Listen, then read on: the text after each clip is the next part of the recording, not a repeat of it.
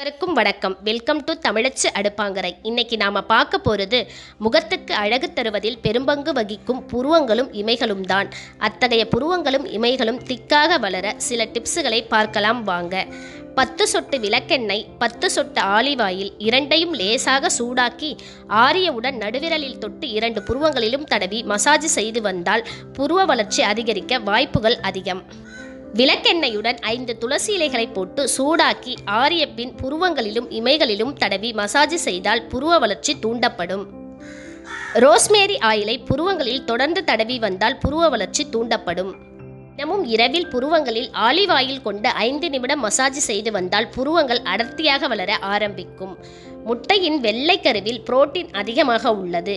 இதனை புருவம் மேல் போட்டு செமி ட்ரையில் கழுவினால் புருவம் திக்காக வளரும். பாலை காட்டனில் நனைத்து புருவம் மற்றும் இமைகள் மீது தடவி வந்தால் பாலில் உள்ள புரோட்டீன் புருவங்கள் வளர துணை புரியும்.